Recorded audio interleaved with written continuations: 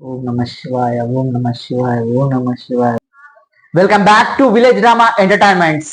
అందరు మంచిగుర్రా? మేమైతే మంచిగా ఉన్నాం. ఈరోజు ఏంటంటే, ఈరోజు తెలుసుగా మహాశివరాత్రి. అందరికి ముందుగా శివరాత్రి శుభాకాంక్షలు. మేమైతే ఈరోజు పూజ కంప్లీట్ చేసినాం. మేము ఒక పొద్దు ఉన్నాయి ఈరోజు అయితే, ఎందుకంటే దబ్బన పెళ్లి కావాలని. అయితే ఏం చేస్తున్నాం, ఈ దగ్గరలో టెంపుల్ ఎక్కడ ఉందంటే మాకు ఫేమస్ అయినది మా రాచకొండ. తెలుసుగా రాచకొండ మా దగ్గరనే ఉంటది. అయితే ఇప్పుడు అప్పుడు ఒకసారి శివలింగం బయటకు వచ్చింది భూమిలో నుంచి. అప్పటి నుంచి అక్కడ జాతర అవుతుంది ప్రతి సంవత్సరం. అదే కాకుండా అక్కడ రాచకొండ పర్యాటక కేంద్రాలు ఒక 5 దేవస్థానాలు ఉన్నాయి. ఉడ్సు అవుతుంది, గాడిపీర్లు ఉడ్స్ అని.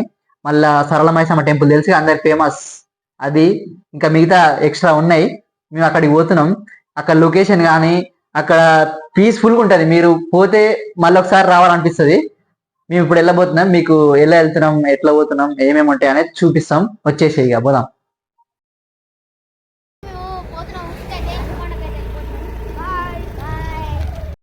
ఇప్పుడైతే మా ఊరు దాటేసాం. నెక్స్ట్ వచ్చేది నారాయణపురం.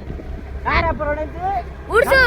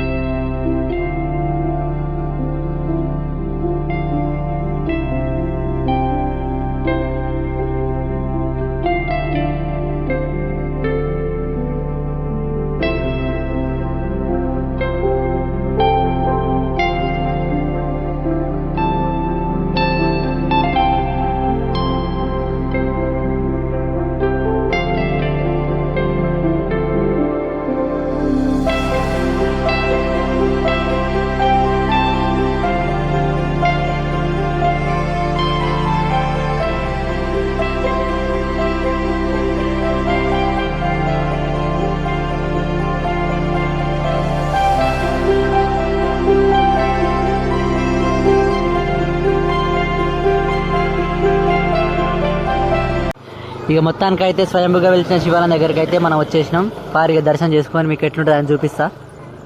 ఈ ప్రాంతం అయితే మొత్తం రాచకొండ పరిధిలోకి వస్తుంది. ఇక్కడ అయితే వెనుకట రాజులు నివసించేదని చెప్తుంటారు. అదే అప్పుడు ఇది రాచకొండ పట్టణంగా పిలువబడేదంట. అందులో భాగంగానే ఇక్కడ కొన్ని ఆనవాళ్ళు అయితే ఉన్నాయి.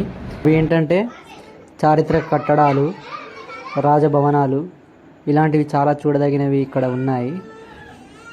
ఈరోజు మహాశివరాత్రి సందర్భంగా చాలా భక్తులు దర్శించుకోవడం జరిగింది. ఈ మూడు రోజులు ఇలానే ఉంటుంది. ఎందుకంటే ఇక్కడ హిందూ ముస్లింలు కలిసి చేసుకునే దర్గా అంటే ఉర్సు జాతర కూడా జరుగుతుంది.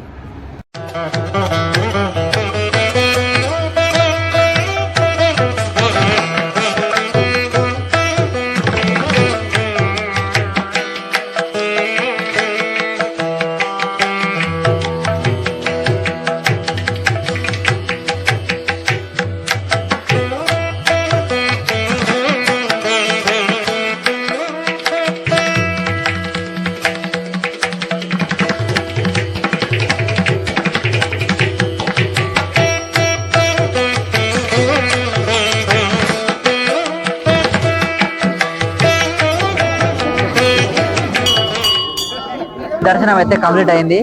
నెక్స్ట్ ఇక ఉర్సు గాడిపీర్ ఉర్సు ఇక్కడ ఉంటుంది, వెళ్ళాం.